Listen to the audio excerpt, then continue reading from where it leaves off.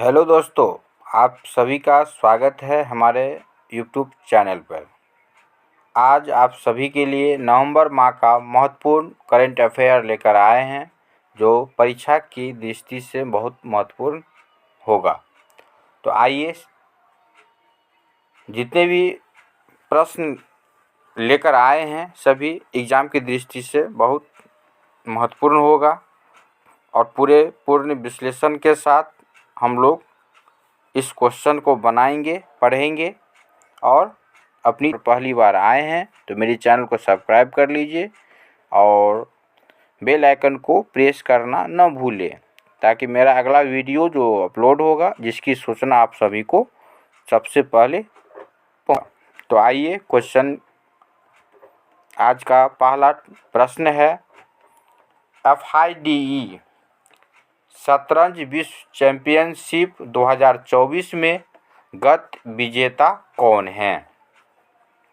FIDE शतरंज विश्व championship 2024 में गत विजेता कौन है?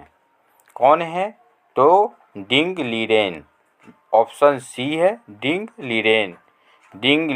डी मुकेश और गत विजेता डिंग लीरेन के बीच FIDE शतरंज विश्व चैंपियनशिप का चौथा गेम 29 नवंबर 2024 को सिंगापुर में ड्रॉ पर समाप्त हुआ था। चलिए नेक्स्ट क्वेश्चन की ओर बढ़ते हैं। यूजीसी के त्वरित डिग्री कार्यक्रम का उद्देश्य क्या है? यूजीसी के त्वरित डिग्री कार्यक्रम का उद्देश्य क्या है? तो उद्देश्य है छात्रों को कम समय में डिग्री पूरी करने की अनुमति देना। विश्वविद्यालय अनुदान आयोग ने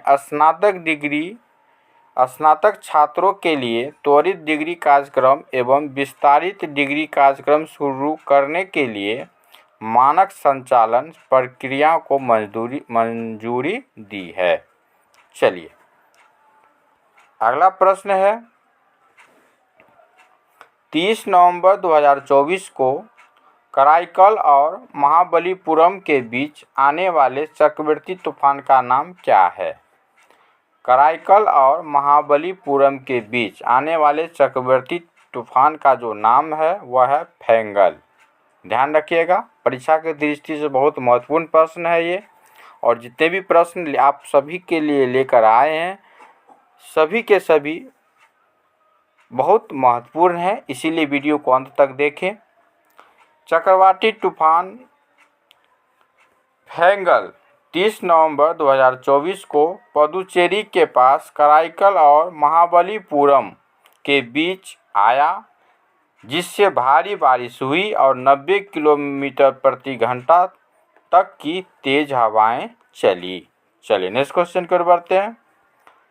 एशियाई विकास बैंक ADB के 11वें अध्यक्ष के रूप में किसे चुना गया?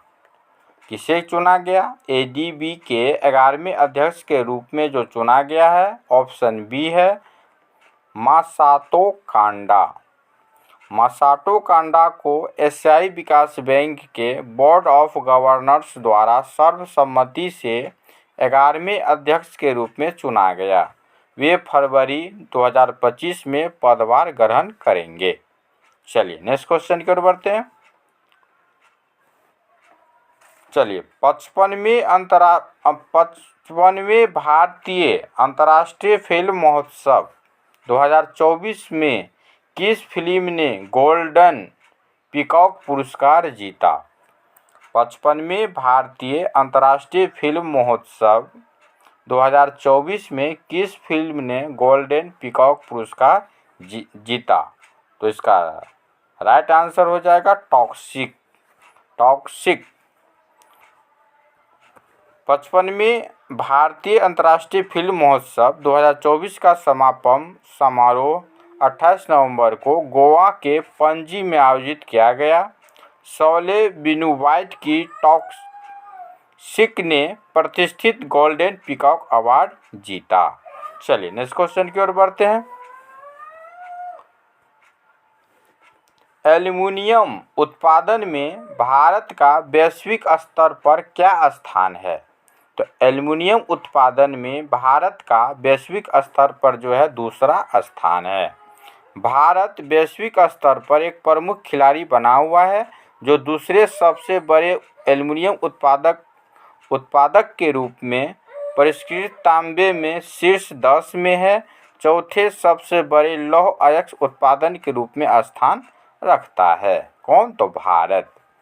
चलिए, 43 में भारत अंतर्राष्ट्रीय व्यापार मेले 2024 का विषय क्या था? तो 43 में भारत अंतर्राष्ट्रीय व्यापार मेले 2024 का जो विषय था 2047 में विकसित भारत।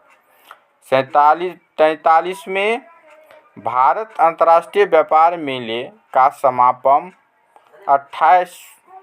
27 नवंबर 2024 को भारत मंडपम नई दिल्ली में हुआ। इस वर्ष के मेले का विषय 2047 में विकसित भारत था। चलिए नेक्स्ट क्वेश्चन की ओर बढ़ते हैं। आज का प्रश्न कैसा है ज़रूर आप लोग कमेंट करके बताएं, और वीडियो को जो अभी तक लाइक नहीं किए हैं लाइक ज़रूर कर दीजिए और उसे दूसरे को में शेयर कर दीजिए। चलिए नेक्स्ट क्वेश्चन की ओर बढ़ते हैं। नवंबर 2024 में विधानसभा चुनाव के बाद झारखंड के मुख्यमंत्री के रूप में कौन शपथ लेगा? तो नवंबर 2024 में विधानसभा चुनाव के बाद झारखंड के मुख्यमंत्री के रूप में जो है वह हेमंत सोरेन जो है शपथ लेगा। तो झारखंड मुक्ति मोर्चा JMM के नेता हेमंत सोरेन 28 नवंबर 2024 को चौथी बार झारखंड के मुख्यमंत्री के रूप में शपथ लेने वाले हैं। चलिए नेक्स्ट क्वेश्चन है। नेटवर्क रेडीनेस इंडेक्स 2024 में भारत की रैंक क्या है? तो 49वां। नेटवर्क रेडीनेस इंडेक्स 2024 में भारत की रैंक क्या है? तो 49वां रैंक है।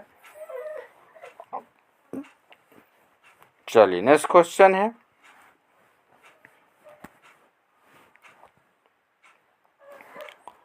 2028 में लॉन्च होने वाले इसरो के आगामी शुक्र मिशन का नाम क्या है? तो 2028 में लॉन्च होने वाले इसरो के आगामी शुक्र मिशन का जो नाम है शुक्रयान। इसरो को शुक्रयान मिशन के लिए भारत सरकार से मंजूरी मिल गई है, जो 2028 में लॉन्च होने वाला शुक्र परिक्रमा उपग्रह है। चलिए नेक्स्ट क्वेश्चन है, बहुत महत्वपूर्ण क्वेश्चन था ये। चंद्रयान 4 को भारत और किस देश के बीच एक सहयोगी मिशन के रूप में योजनाबद्ध किया गया है? चंद्रयान 4 को भारत और किस देश के बीच? तो जापान के बीच सहयोगी मिशन के रूप में जो है योजनाबद्ध किया गया। चंद्रयान 4 जापान के साथ एक सहयोगी मिशन है, जिसका लक्ष्य 2030 तक चंद्रमा के दक्षिणी ध्रुव पर सटीक लैंडिंग करना है। किसके साथ? तो जापान के साथ। कब तक? 2030 तक। चलिए, अंडर 8 विश्व कैडेट शतरंज चैंपियनशिप 2024 में किसने स्वर्ण पदक जीता? तो दिविथ रेड्डी। ऑप्शन बी इसका राइट आंसर हो जाएगा। तेलंगाना के 8 वर्षीय दिविथ रेड्डी ने 26 नवंबर 2024 को इटली के मोंटेसिल्वानो में अंडर 8 विश्व कैडेट शतरंज चैंपियनशिप में स्वर्ण पदक जीता। चलिए नेक्स्ट क्वेश्चन की ओर बढ़ते हैं। आईपीएल लीग के इतिहास में अनुबंध हासिल करने वाले सबसे कम उम्र के क्रिकेट खिलाड़ी कौन हैं? तो सभी को पता है, वैभव सूर्यवंशी मात्र 13 साल की उम्र में आईपीएल 2025 की नीलामी के दौरान अनुबंध हासिल करने वाले सबसे कम उम्र के खिलाड़ी के रूप में इतिहास रच दिया है। चलिए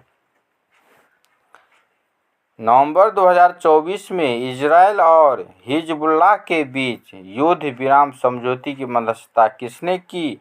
तो अमेरिका और फ्रांस ने। इजरायल सरकार ने 26 नवंबर 2024 को लेबनान में हिजबुल्लाह के साथ अमेरिका और फ्रांस की मध्यस्थता वाले युद्ध विराम समझौते को मंजूरी दे दी है। चलिए नेक्स्ट क्वेश्चन की ओर बढ़ते हैं। इजरायल और हिजबुल्लाह के बीच युद्ध विराम समझौते का अपेक्षित परिणाम क्या है? तो अपेक्षित परिणाम क्या था? तो युद्ध को रोकना और दक्षिण लेबनान से सेना की वापसी करना। तो समझौते के तहत जो है इजरायली सेना और हिजबुल्लाह दोनों 60 दिनों के भीतर दक्षिण लेबनान से हट जाएंगे। हिजबुल्लाह लिटानी नदी के उत्तर में फिर से तैनात हो जाएगा। लेबनान की राष्ट्रीय सेना और संयुक्त शांति सेना खाली किए गए क्षेत्रों को सुरक्षित करेगी। चलिए नेक्स्ट क्वेश्चन की ओर बढ़ते हैं। भारत में श्वेत क्रांति के जनक के रूप में किसे जाना जाता है? तो भारत में श्वेत क्रांति के जनक के रूप में डॉक्टर वर्गीस कुरियन को सभी जानते होंगे। भारत में श्वेत क्रांति के जनक के रूप में जाने वाले डॉक्टर वर्गीस कुरियन की 103 जयंती के उपलक्ष्य में 26 नवंबर 2024 को राष्ट्रीय दुग्ध दिवस मनाया गया। तो राष्ट्रीय दुग्ध दिवस कब मनाया गया? तो 26 नवंबर 2024 को। चलिए नेक्स्ट क्वेश्चन की ओर बढ़ते हैं। संविधान सभा ने भारत के संविधान कब अपनाया? तो संविधान सभा में भारत के संविधान को 26 नवंबर 1949 को। तो भारत सरकार ने भारतीय संविधान को अपनाने की 75वीं वर्षगांठ मनाने के लिए 26 नवंबर 2024 से शुरू होने वाले साल भर के समारोह की घोषणा की। चलिए नेक्स्ट क्वेश्चन है। भारतीय संविधान की 75वीं वर्षगांठ का जश्न किस अभियान टैगलाइन के तहत मनाया जा रहा है? तो किस अभियान टैगलाइन के तहत मनाया जा रहा है? तो हमारा संविधान हमारा स्वाभिमान।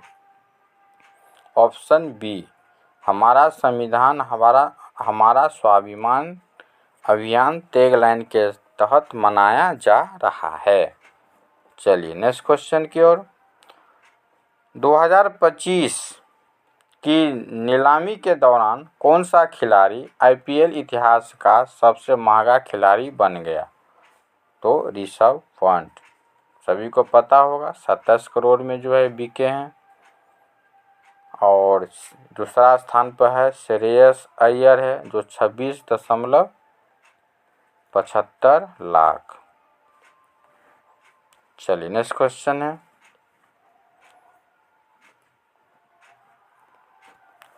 नवंबर 2024 में हुए हालिया चुनाव में उरुग्वे के अगले राष्ट्रपति के रूप में कौन विजयी हुआ? तो उरुग्वे के अगले राष्ट्रपति के रूप में यामांडू ओरसी, ध्यान रखिएगा, ब्रॉड फ्रंट गठबंधन के यामांडू ओरसी उरुग्वे के अगले राष्ट्रपति के रूप में विजयी हुए। ओरसी ने 24 नवंबर 2024 को हुए एक करीबी मुकाबले में 49.8% वोट हासिल किए और उरुग्वे के अगले राष्ट्रपति के रूप में विजय हुए। कौन? यामांडू ओरसी। चलिए नेक्स्ट क्वेश्चन की ओर बढ़ते हैं।